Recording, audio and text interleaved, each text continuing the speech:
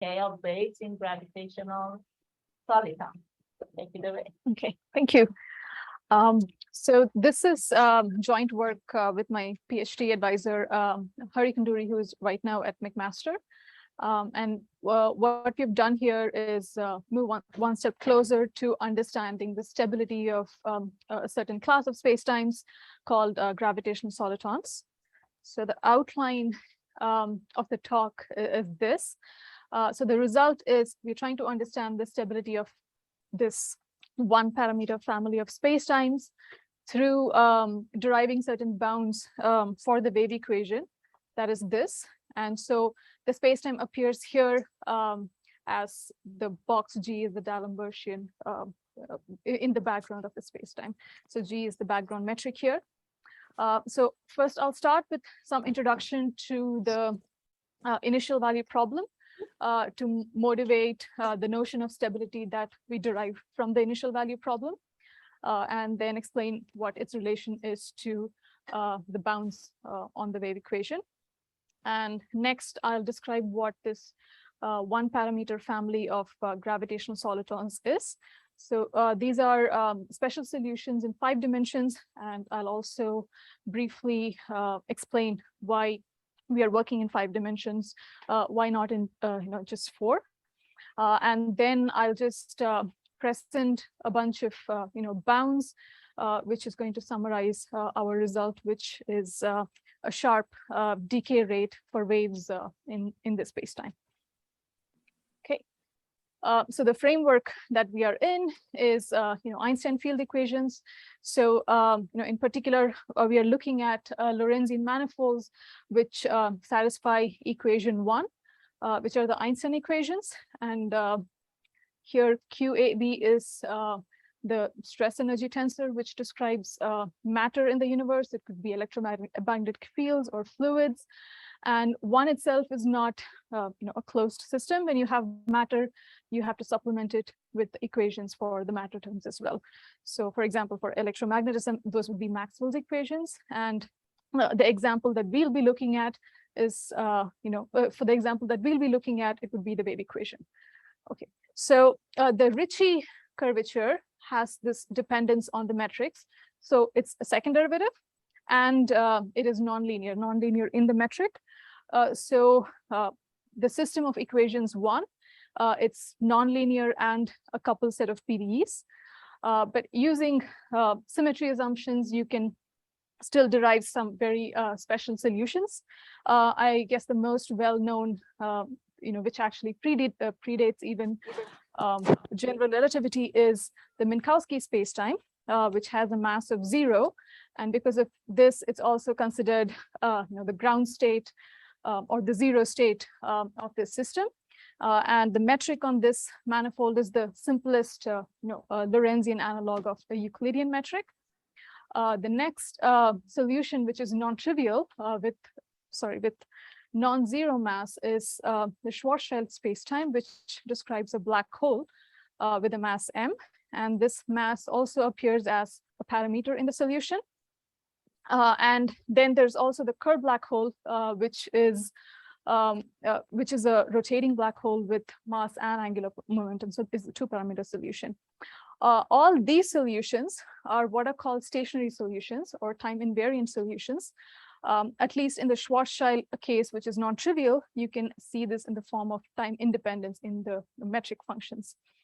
And stationary solutions in any system have the interpretation that they are equilibrium states. And whenever you have an equilibrium state, a natural question to ask is, okay, is this equilibrium stable or unstable? And that is what we are going to do. We are going to understand how to pose this question of whether this stationary solution that we are looking at is stable or unstable. Okay, so let n of phi be a set of differential equations, and let phi 0 be a stationary solution. From a differential equations point of view, we understand, or we take that a solution is stationary if at a later stage perturbations which start close to it are closed even after some time or some other parameter. So to understand that, one basic question is what kind of PDEs are the Einstein field equations, because that's going to greatly influence how we speak about what the perturbations are. And the second question is, okay, if we know what the field equations are, what form they are, then what can we say about the perturbations of stationary solutions? And the answer to question 1 was established through the work of Choquet, Bruhat, and Garrosh. And they established that the Einstein field equations actually behave like a set of wave equations. They are hyperbolic in nature. So the right way to study them is as an initial value problem, as opposed to a boundary value problem. And for a wave equation, the initial data that you provide at time equal to 0 is you specify what the displacement is, and you specify what the velocity is, and the analogs for a Lorentzian manifold are the following. So it's this initial t is equal to 0 manifold, a space like a Riemannian manifold, the metric on that manifold, and the extrinsic curvature, which is like your velocity.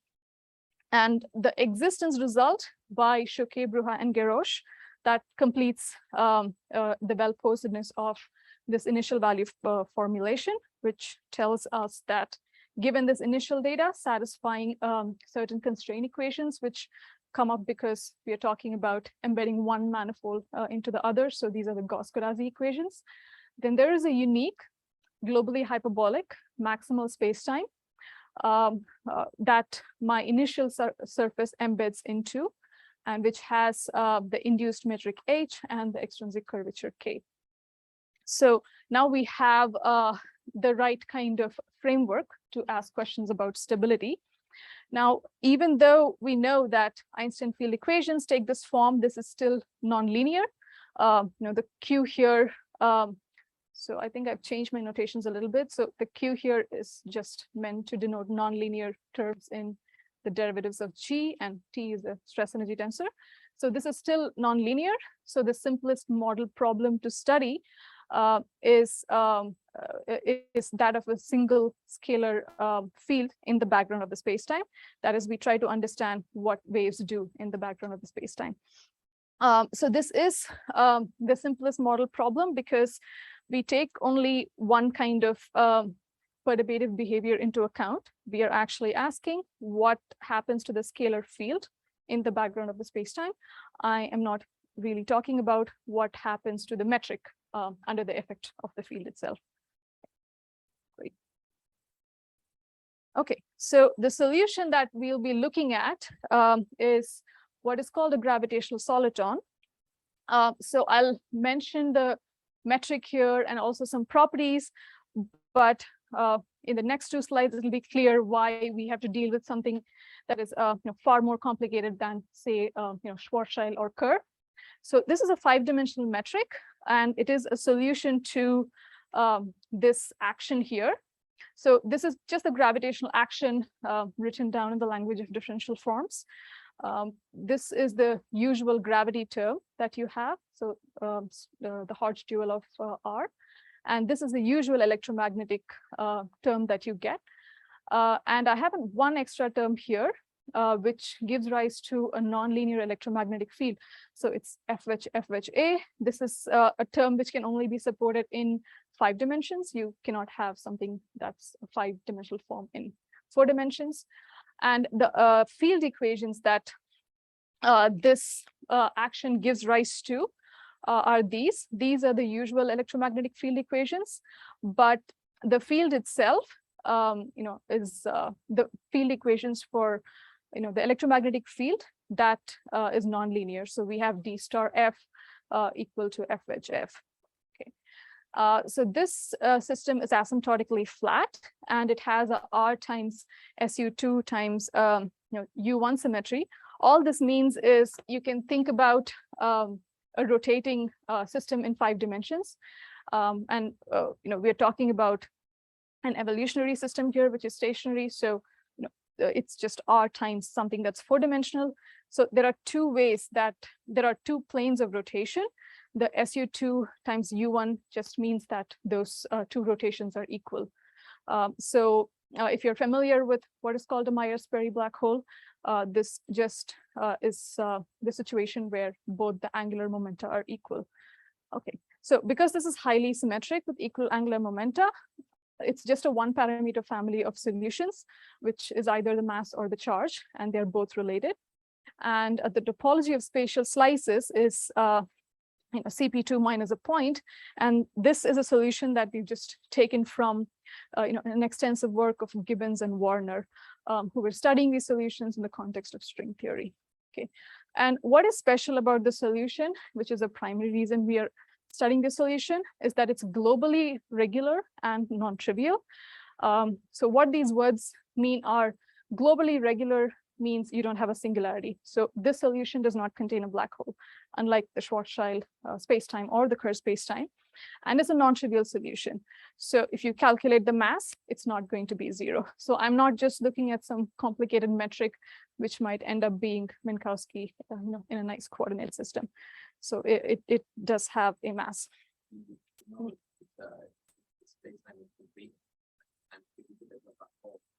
Yeah, it is. Yeah, it's complete. Yeah, there are no singularities of. Yes, yeah, it's complete enough positive mass. Okay. Yeah. Yes. Okay, so it's why it's in the but you don't need 5 dimensions to do that if you would do it differently. So is that just because that is an interesting one for some other reason? Oh, nonlinear electro. You can do like just some other like launching. You have a different action because you like in different ways.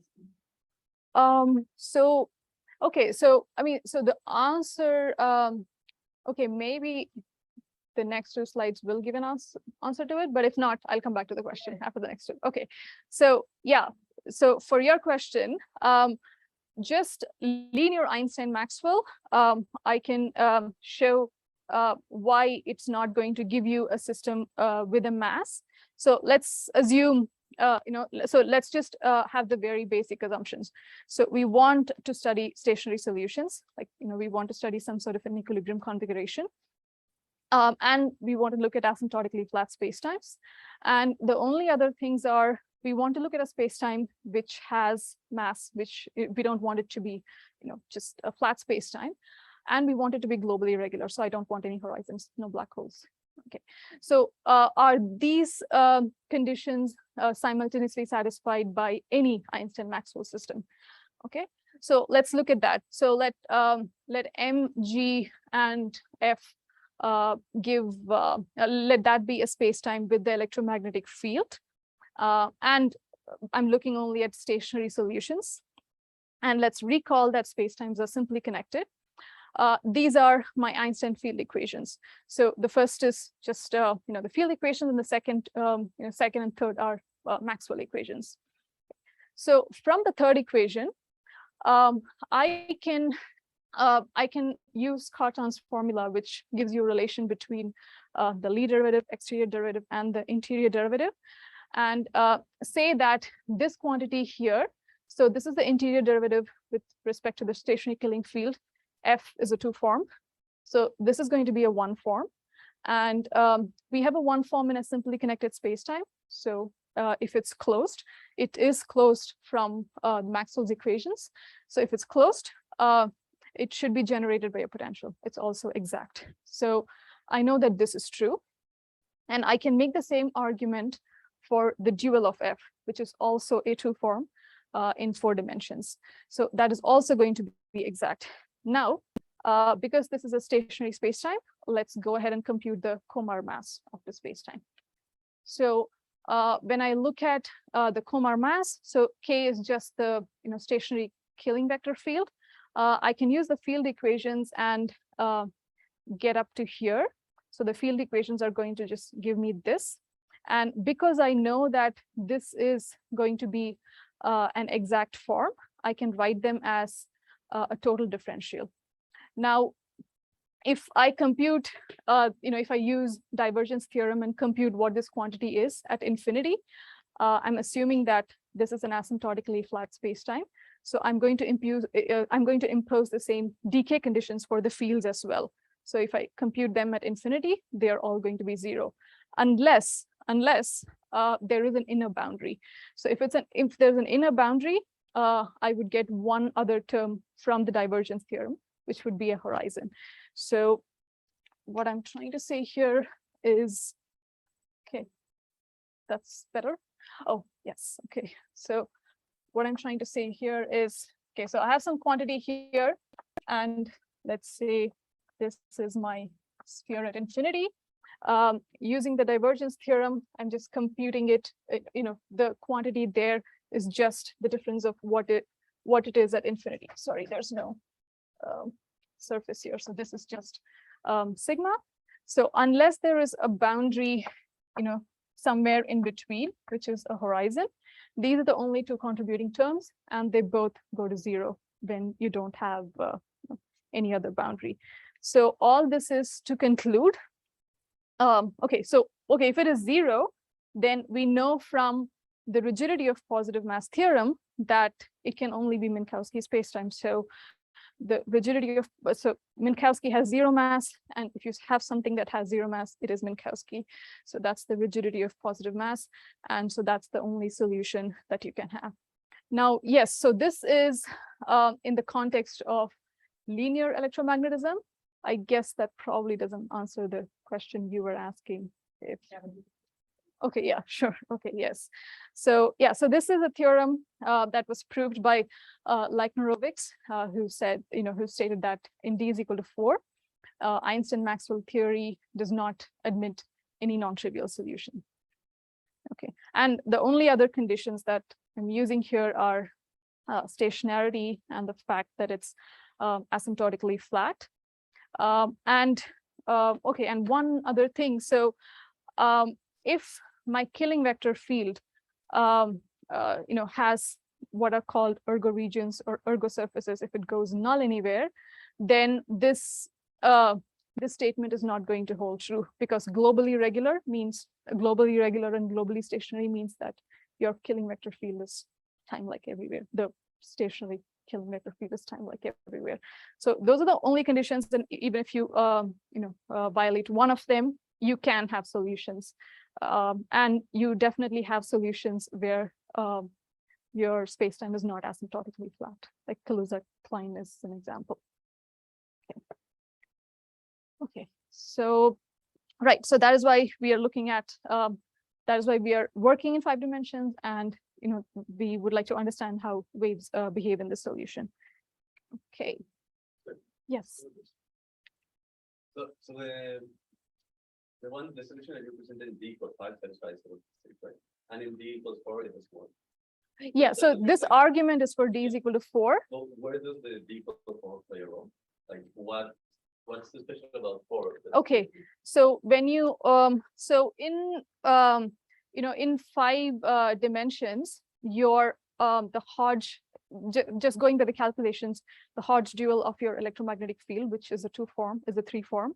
So you can make this statement about it being exact only if the second homology is trivial.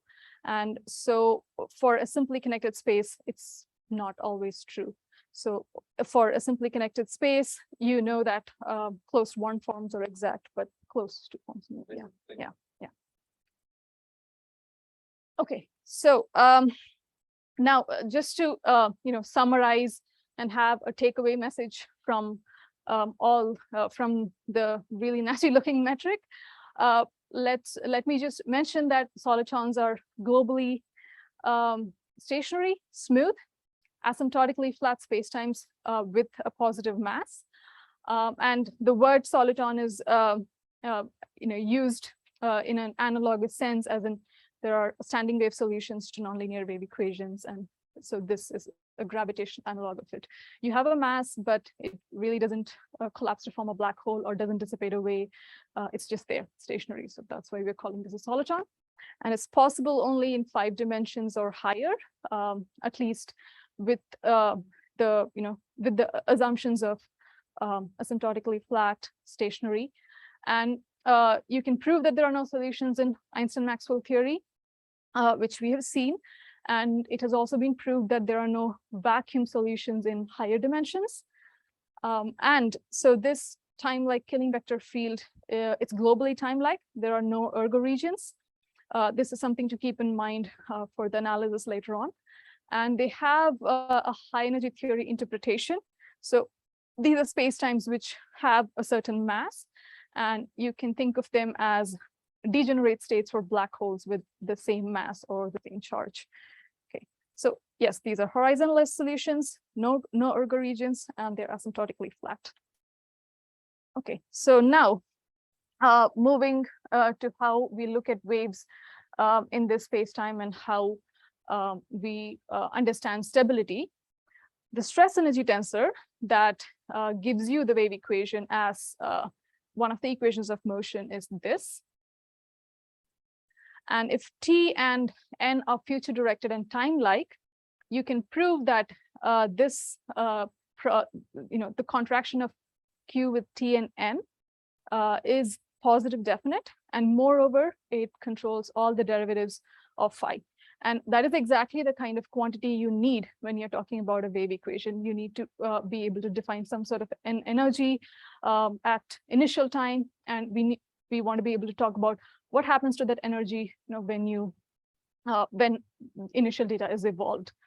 Okay, so that's our definition of what an energy is. And if T is a time-like killing vector field, then this divergence is 0. So this is 0. So when you look at the divergence, there are two terms.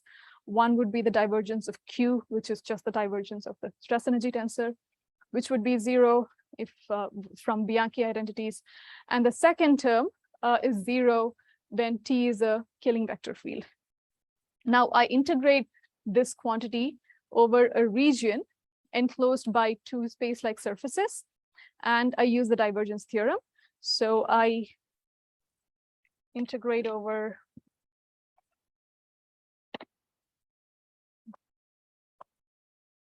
so this is my initial hypersurface, and this is something after a later time. And I integrate this quantity, and because the divergence is 0, what I'm left with is this equality. So the integral of this at a later time is exactly equal to the integral of that I started with. Okay. Now, so for stability, there are two basic questions we ask. Is this energy bounded? So if the system is going to blow up after a finite time, then it's possible that that kind of behavior is seen in the scalar field. So that is the basic thing that one wants to check. And the second is decay. So similar to how you throw a pebble in a pond and see the waves dissipate, you want to say that energy in some local region is dying with time. So that is what decay is. And delta T is just a function of time, which goes to 0 as T goes to infinity. So you want to answer these two questions when we talk about stability. So for gravitational solitons, no part of sigma T or sigma 0 is null. So we are looking at T is equal to constant slices. And we said that this vector field is globally stationary. So no part of my initial slice or my latest slice is null. And what happens if one of them is null? What happens if there is, say, a horizon? This quantity would still be positive, but it would not control all the derivatives. So there would be some derivatives that are, say, on the horizon, but we don't really know what happens to them just by knowing at the initial conditions.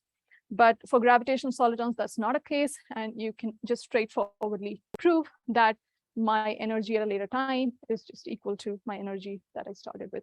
Yes.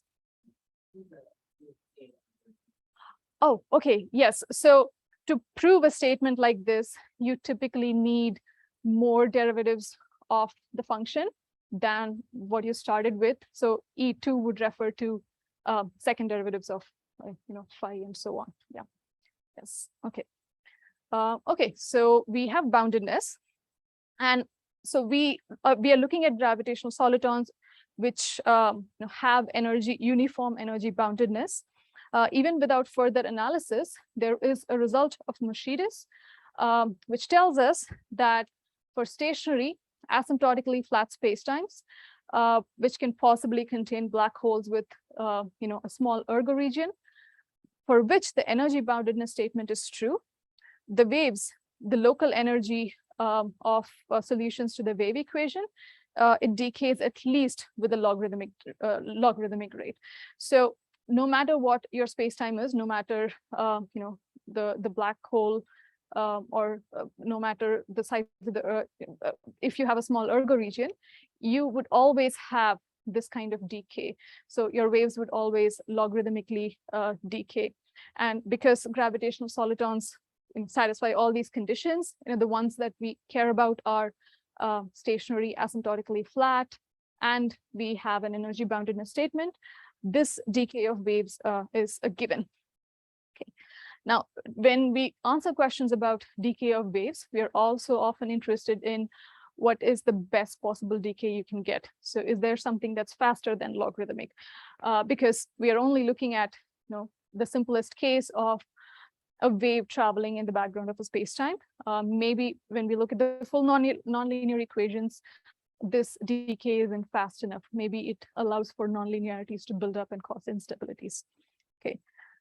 What we proved is that, in fact, the decay that we get from the result of Moschidis is sharp.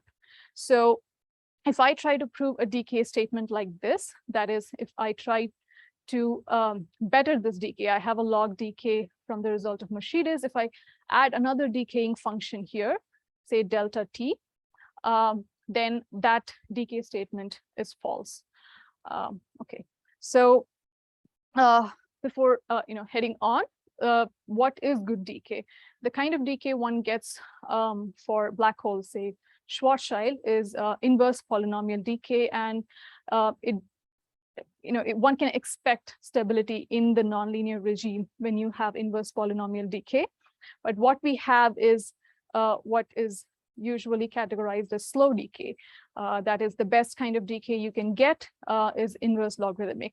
Other spacetimes which have this kind of decay are black rings and also Kerr ADS4 spacetimes. And all these spacetimes have a slow decay for the same reason, which is that there is a stable trapping of null geodesics in these spacetimes. Okay, so let's understand the behavior of null geodesics. And it's relevant because waves in a high frequency regime behave like null geodesics. And gravitational solitons, at least the solutions we are looking at, are highly symmetric. There are 3 isometries and there is a Killing tensor. So you can find integrable equations for radial null geodesics, and they take this form here. I have not written down the potential explicitly. It's long and rather messy. But I have a plot here to give a contrast for what stable trapping is. Now, this the trapping that I'm referring to here is not the same trapping that you see in marginally outer wrapped surfaces. So this kind of trapping is the trapping that occurs outside an event horizon, typically, not what happens inside an apparent horizon or an event horizon. Okay, so to contrast, the R is equal to 3m sphere of Schwarzschild is a trapped surface. So it is a trapped surface, and what happens is at R is equal to 3m, the potential vanishes. So that means R dot square is equal to 0. And this means that there is a stable orbit for photons to just go around. They're not going to infinity, they're not going into the black hole. So they just go around. And yes, yeah, exactly. Yeah, yes. So that is the kind of trapping that I'm looking at here. And a figure for what the potential is doing in the Schwarzschild case is it has a double 0 here. So there is just this single surface or single point, R is equal to 3m, which has this property.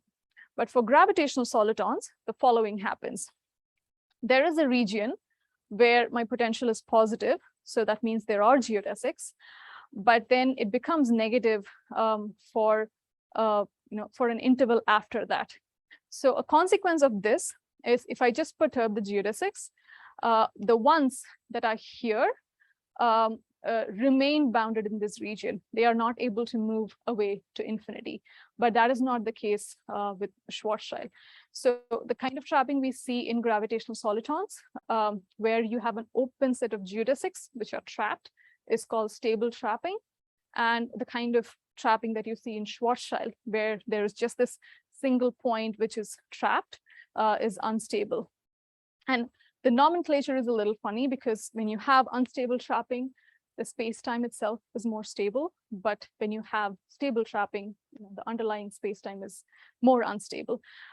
You can intuitively understand this as, okay, there's more energy that's clumping here, so there's far less decay. But here, there is a surface where your photons could get trapped, but that trapping phenomena is not stable in itself.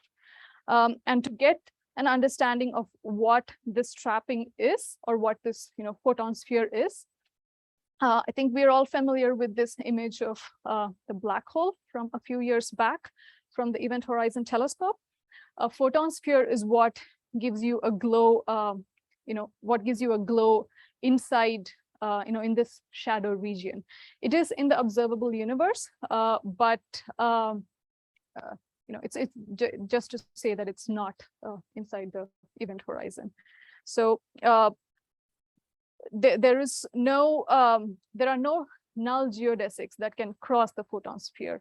So if you're inward directed, you get sucked into the black hole. If you're outward directed, you just pass through the photon sphere. And that's it's the orbit of the least radius that the least stable photon orbit that exists. Okay, so to understand, so that's from the picture of geodesics, and I think I have only 7 more minutes, right? Okay, yeah. Okay, that's from the picture of geodesics. We cannot directly convert that into using it in the wave equation. So let's try to get an intuitive picture of what happens. So let psi be a solution to the wave equation. I'm not counting dimensions here. We'll go through some rigorous expressions later on. So let psi be a solution to the wave equation. And after separation of variables, let's assume that it obeys this equation. Any spacetime that has stable trapping would have the following feature, that my potential here would have a minimum. So one can found bound state configurations, that is bound state solution psi n in a region. So I can look at problems in this small region, say with Dirichlet boundary conditions, and construct modes. Now these modes are solutions in this small region. It's not a solution in the entire space-time, but I can just extend this psi to the whole space-time. But in doing so, I might come up with an error, because if I just say, okay, psi is whatever it is here, but then outside this region it is 0, my solution might not even be continuous. So I'm going to smoothly extend it, to the whole space-time. And in that process, I might incur an error. But if I can make that error sufficiently small, at least for high frequencies, then I can use those to find a lower bound on the energy. And that is what we do here. And these approximate solutions to the wave equations are called quasi-modes. And the low, slow decay in Kerr ADS4 and black rings and strings are also because of the same phenomena of stable trapping, and also use the same construction of quasi-modes to prove that you cannot have decay that's faster than logarithmic. Okay, let me quickly go through the rest. Okay, so because of the symmetry of the system, we are left with just one radial equation when you do a separation of variables. And this is the ansatz that we use. Y is a solution on some sort of a Laplacian, and U obeys equation 4 that I've written down there. And my trapped region is any interval about my minimum, which does not contain any other minima. The goal is to find eigenfunctions to this equation with Dirichlet boundary conditions for the trap surface.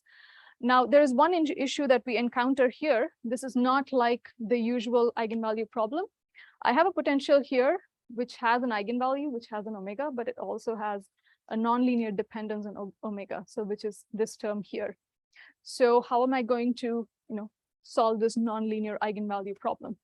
So I first look at the linear problem, which is this, which does not take the nonlinear term into account.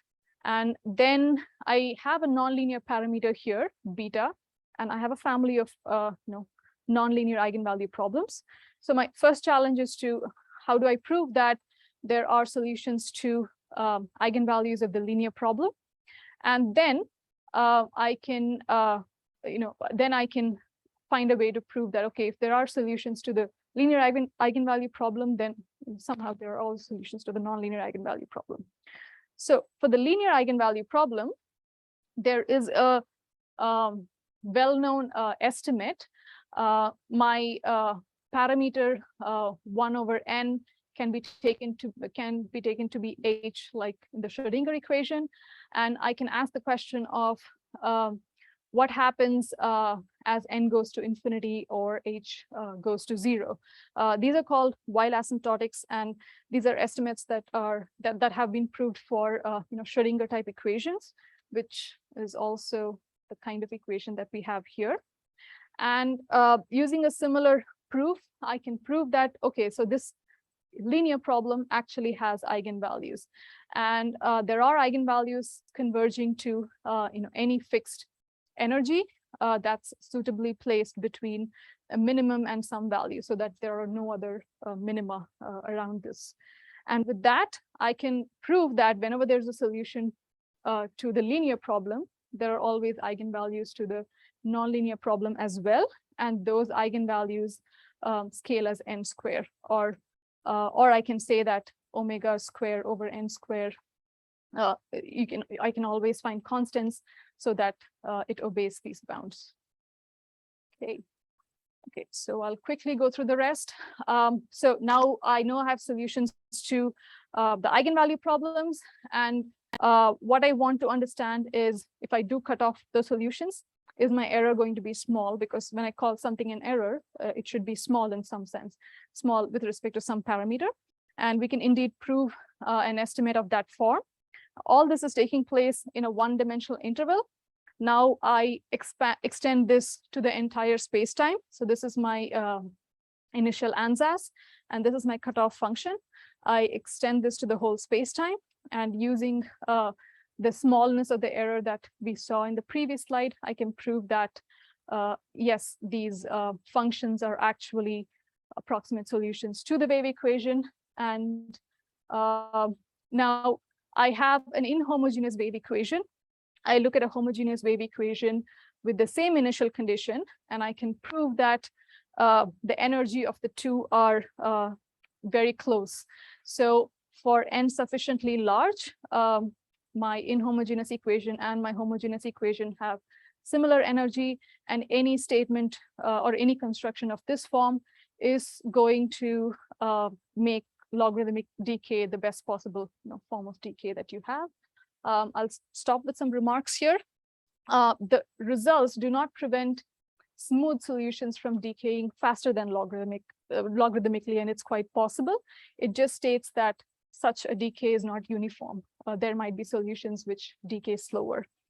And the phenomena of stable trapping it's prevalent in black rings and also Kerr ADS, and hence this construction of quasi-modes, it's not specific to gravitational solitons, it's quite universal.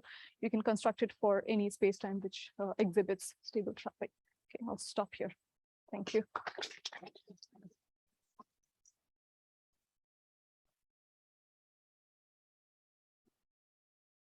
Questions? I have a question. You mentioned before about stable trapping being related to the actual space-time being unstable. Can you talk about that a little more?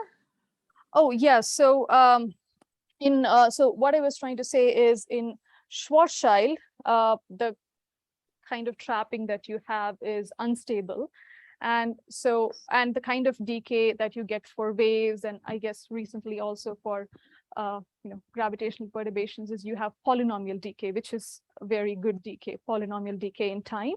But where you have stable trapping because of this construction, the best decay that you can get is logarithmic. You can always construct solutions which provide a lower bound for your decay. You cannot do better than that. That's what I meant by unstable corresponds to more stable spacetime, but stable trapping corresponds to. Thank you. But your theorem actually didn't just, it looked like when you stated the theorem, it didn't just say you could construct solutions that decayed at this rate. It looked like it said all solutions decay at this rate. Oh, yes. Yeah. So it said that, yeah, exactly. All solutions, I think what it said, yeah, let me go back to that. Yeah. So here, my solutions have been tailored to be supported on this trap set omega. Maybe I'll just stop pointing the thing because it's more confusing. My solutions are constructed on this trap set omega. So I'm just saying that there is an open set and positive constants such that this estimate is true. So there could certainly be, oh, sorry, go ahead. But your theorem says, it doesn't say that phi has some relation to omega. It just says that phi is a solution to the wave equation. So this is something I was confused about, actually. So I presume you want phi to be non-zero, but.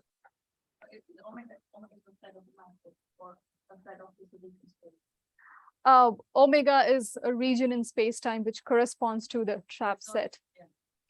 Oh, I see. Yeah, sorry. Yeah, I should have stated it better. So what I'm trying to say is that there is a region of space-time for which this estimate holds. Yeah. So it's not all solutions of the wave equation. Okay, because I guess in the formula you take a supremum over solutions of the wave equations. I see. Okay, so it's a supremum over all solutions of the wave equation.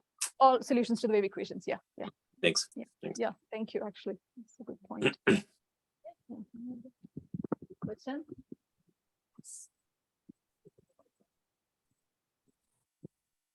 Sorry, I went way over time. So in that the little the mention of Kerr down on bottom, or Kerr ADS. So I guess when you said stable trapping, I understood that to be a statement about the more than a statement about the existence of what do they mean by what do they have a notion of stable trapping, and what do they mean for the Kerr? Oh, for Kerr, That's yes. Kerr ADS4, but with rotation, what do they mean? Oh, with rotation. Oh, okay. So for rotating spacetimes, you can have more than one photon sphere, but the kind of trapping you get just an asymptotically flat Kerr is similar to what you have in Schwarzschild. It's just unstable trapping. Oh, I see. But for Kerr ADS4, you have again this minimum of the potential, which is actually between the ADS boundary and somewhere close to the horizon, and you can do the same kind of construction, which is not what is there for usual Kerr. Yeah, it's just when you mentioned Schwarzschild, you mentioned trapping in the sense of a trapped surface of the optical metric, which turned out to be the same thing. And in Kerr, there's a sort of a similar notion, but it uses Finsler geometry, which is sort of nice in a way, sort of sits halfway between the smooth world and the metric measure world. So I see. Okay. Just a random thought. Okay. No, that's that's an interesting. Yeah. Okay. Yeah.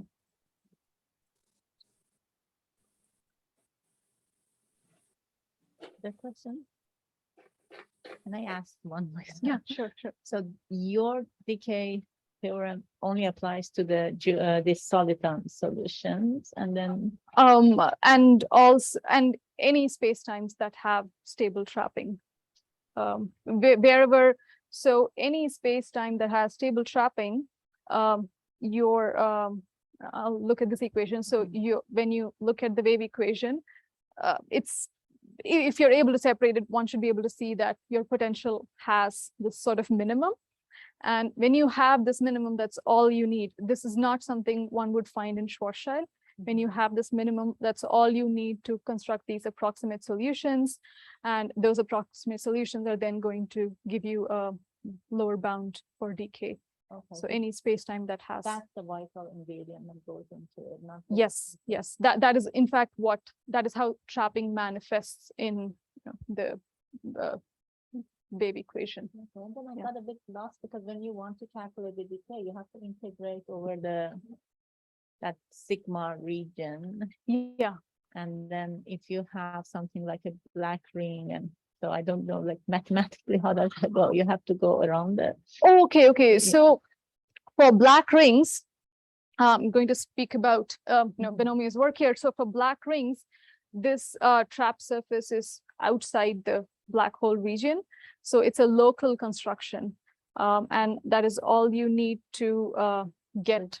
You identify a local piece of the Yeah. outside of the. Or at least the energy that we are interested in, that the decay that we would like to study is local, energy. So the energy of that local region. Thank you. Other questions? Not, let's thank Sharmila again.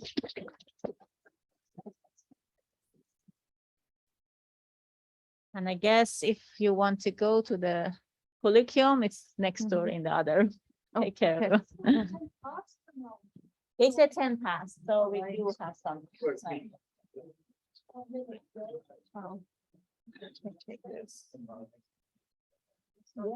Oh, thank you.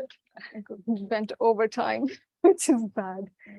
Robert, do you have the link for Oh, I the wasn't. colloquium Zoom? We started late. Same link, Oh, same link, okay, I believe.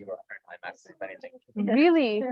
Okay, that's okay. Hi, Yeah. Gazal. Okay. Yeah. About 1 more. Okay, thanks.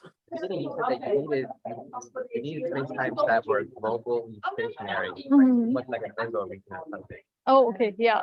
Oh, yeah, no. Evolution. But then you said that your work only applies to anything that has trapping or stable trapping, like per ADS. Oh, yes. Per ADS, not have a per ADS. It does. So the construction really doesn't care about any of those features. So for Kerr ADS, okay, where does ergo region come into play? Energy boundedness, right? So when I have, where is my presentation? Okay, I'll show it to you here. So not having ergo regions, the way that, I don't know, our work benefited was we could just use this theorem of Machidas who gives an upper bound. Okay. So I can then Right, you're using the global stationary. Yes, Okay. yeah. So it gives, I mean, here, not globally stationary, but then the energy boundedness statement. So that, I'm using that to say that, okay, this kind of bound holds, this kind of upper bound holds. And so the kind of decay rate I have is sharp. So this means it decays at least logarithmically. What we have is it decays at most logarithmically. So in fact, Sharmila, in Machidas' statement, you said something like, it permits small ergo regions. So what does it mean for Yes. ergo region to be small?